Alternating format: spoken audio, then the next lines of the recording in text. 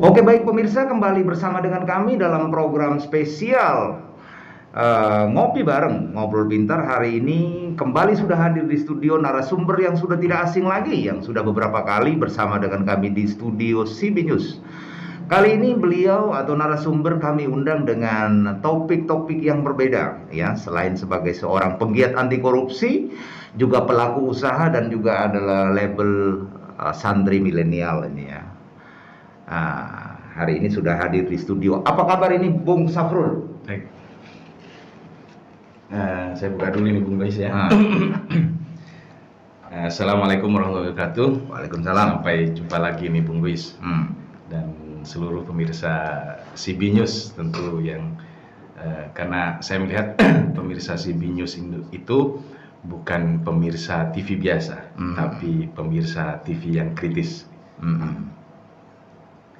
Sedikit mencerdaskan kan? Ya, gitu ya. Baik, Bung Safrul. Sehat ya? Alhamdulillah, alhamdulillah. Baik pemirsa, narasumber saya ini adalah salah satu pelaku usaha, ya, bisnisnya cuma kebetulan adanya di bidang konstruksi, ya. Iya. Baik, Bung Safrul. Saya mau tanya dulu, di Kota Probolinggo itu atau di beberapa daerah atau di Indonesia tentunya, itu sering sekali terjadi fenomena pekerjaan proyek yang putus kontrak. Ya. Kira-kira ada yang bisa diurai dari sana, Bung Safrul? Saya melihat begini Bung Lois, kebetulan saya warga Kota Probolinggo, ya, yang tentu juga mengamati apa yang kemudian berkembang dan hari ini menjadi perbincangan banyak pihak di Kota Probolinggo. Ada beberapa misalkan yang kemudian kemarin ada Jalan Kerinci, yang itu di CB News itu juga diangkat, terus kemudian ada pasar, ada banyak hal itu, dan itu terjadi terulang-ulang Bung Luis. Saya melihat ketika ini tidak segera dievaluasi dan semua pihak kemudian mau mengevaluasi diri, mengevaluasi diri bahwa ada kegagalan dalam sistem, ada kekurangan dalam sistem yang hari ini kemudian dilakukan oleh pengelola anggaran dan kawan-kawan pelaku usaha. Tentu kemudian ketika itu mengarah pada inefisiensi, tentu itu akan berpotensi sekali itu kemudian merugikan keuangan negara. Dan itu jauh dari prinsip-prinsip pengelolaan keuangan negara yang baik, clean and good governance. Jadi pengelolaan keuangan negara harus tetap pada tatanan itu, pada prinsip-prinsip itu, sehingga kemudian efisiensi, kemudian manfaat yang bisa dirasa oleh negara dan masyarakat itu bisa dicapai. Saya melihat begini Bung Lois, jadi ayo semua melakukan evaluasinya, baik kawan-kawan yang ada di birokrasi sana, ya pejabat lelangnya, pejabat pengelola anggarannya dan macam-macam ini, dan pengusahanya, sama-sama melakukan evaluasi. Karena saya melihat begini, ketika sesuatu kemudian dibangun dan itu kemudian jauh sekali ya harganya dari pagu yang ditentukan, maka sebaiknya panitia itu tidak berpatokan pada harga termurah.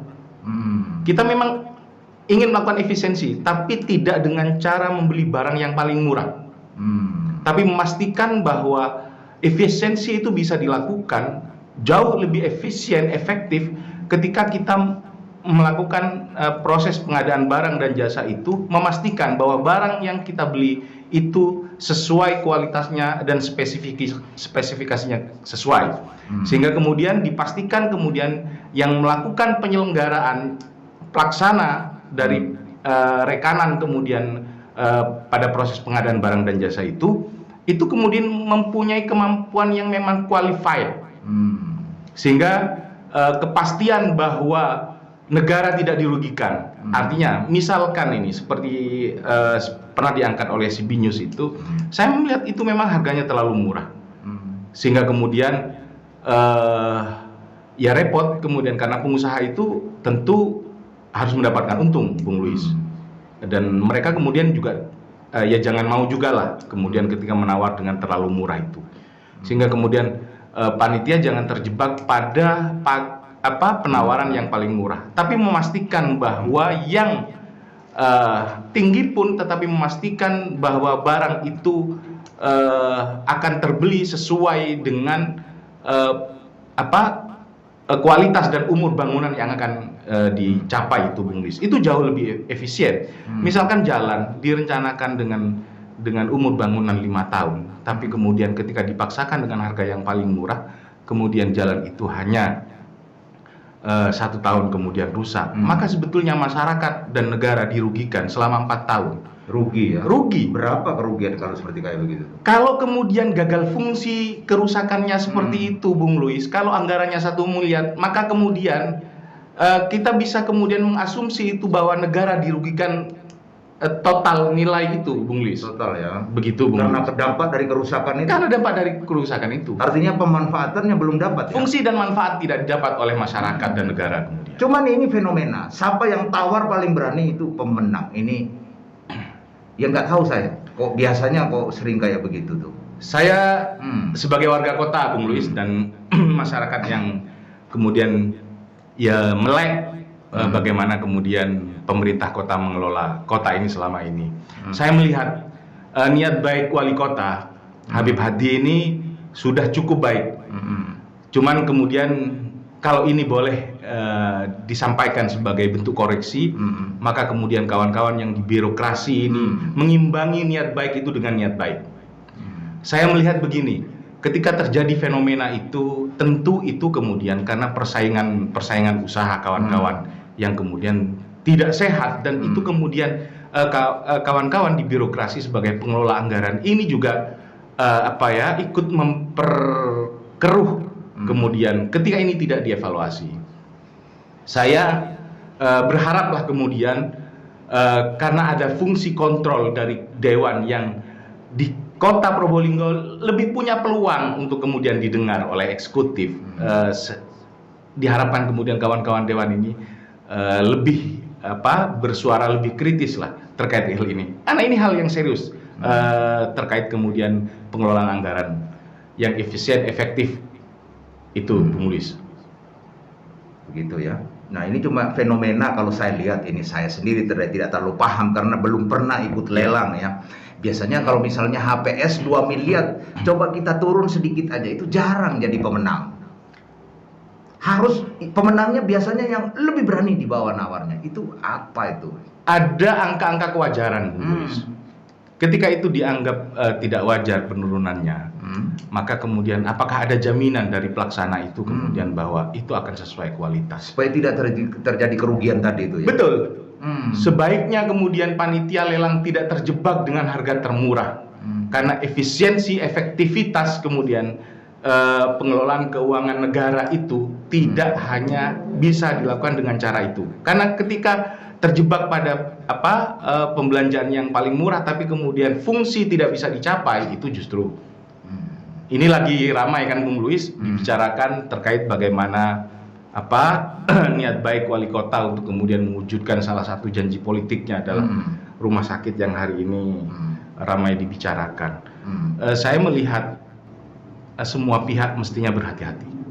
Semua pihak berhati-hati, baik pejabat pengadaannya, baik pengguna anggaran, ataupun kemudian kontraktor yang melakukannya. Karena hal ini kemudian ketika diamati oleh banyak pihak, ada beberapa kejanggalan-kejanggalan, maka ini semestinya dilakukan kehati-hatiannya.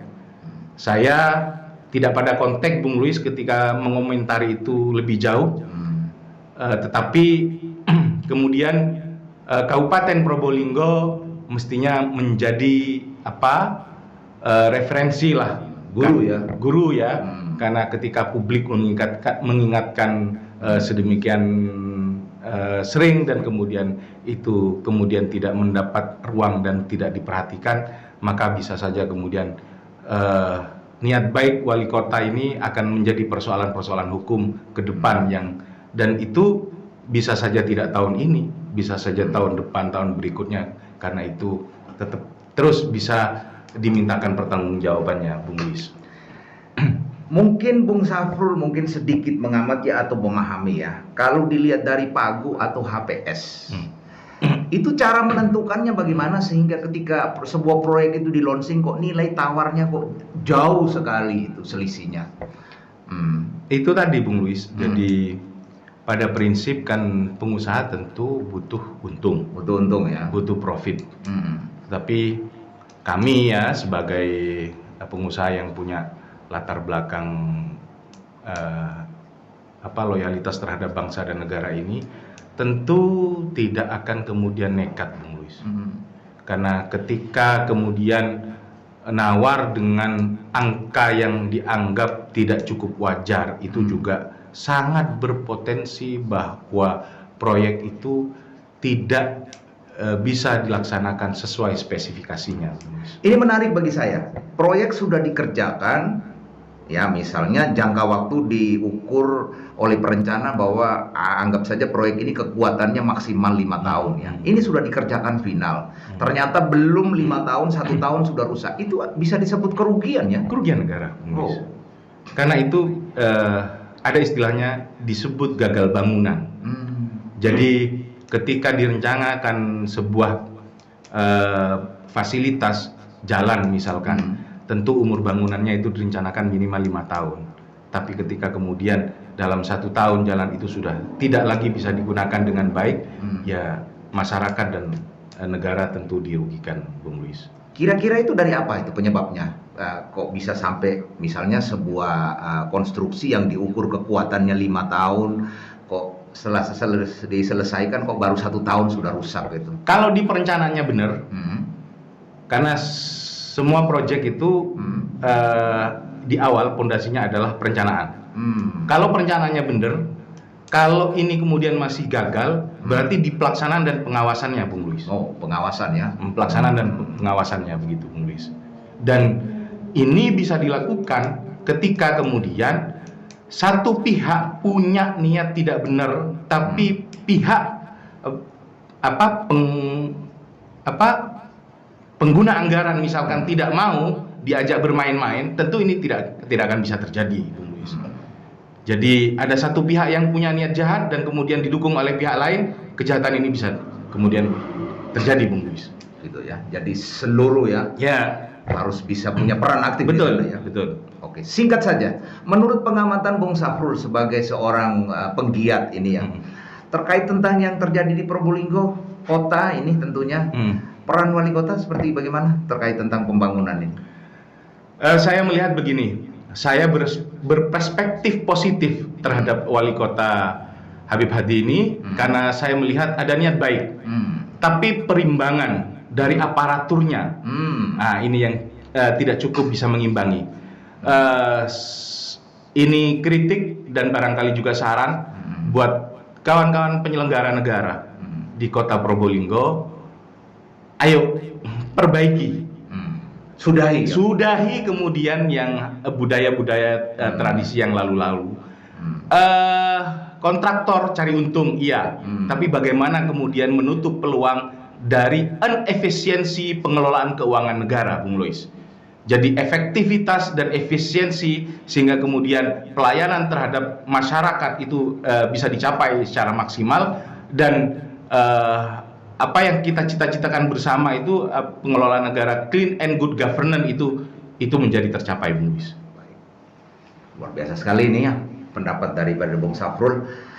Harapan singkat saja Bung Safrul, ini ada beberapa paket di Probolinggo, proyek yang sedang dikerjakan. Sebagai pengamat sekaligus, harapannya seperti apa nih? Sebagai pelaku bisnis dan pengamat, saya berharap ini kemudian menjadi warning lah ya, bahwa apa yang dilakukan hari ini di kota Probolinggo, ada banyak pihak yang mengamati, Bung Luis. Banyak ya? Banyak pihak yang mengamati. Artinya pencegahannya luar biasa ini.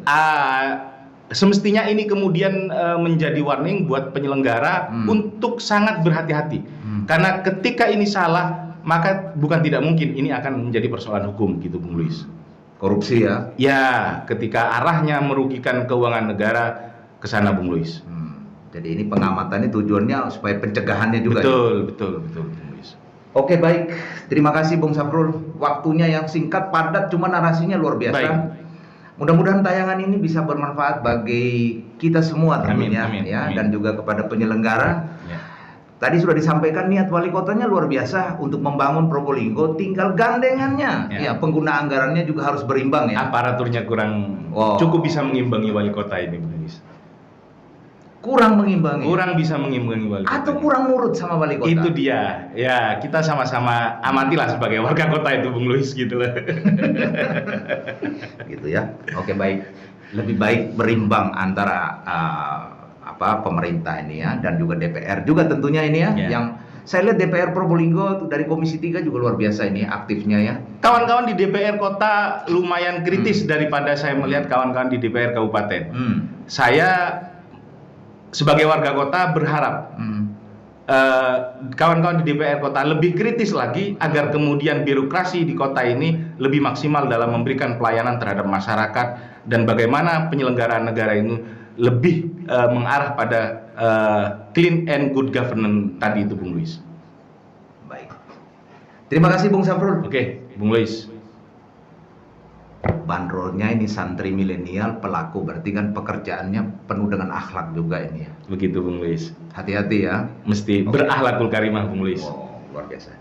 Oke, Bung Safrul, terima kasih banyak ya sudah mengisi acara pada hari ini di acara ngopi bareng bersama CB News. Semoga ke depan juga nanti lebih sering-sering ya, nggak apa-apa ya. Insya Allah, Bung Luis. Baik, demikian pemirsa bincang-bincang kami dengan salah satu penggiat anti korupsi dan juga sekaligus bisnismen ya di bidang konstruksi. Luar biasa sekali pengamatannya ya. Semoga apa yang kita bincang-bincangkan pada hari ini bisa bermanfaat tentunya untuk warga Probolinggo ya, untuk pembangunan di kota Probolinggo yang lebih baik, guna juga mencegah terjadinya korupsi ya di kota Probolinggo. Demikianlah laporan kami dari Probolinggo, Jawa Timur. CB News untuk kita semua.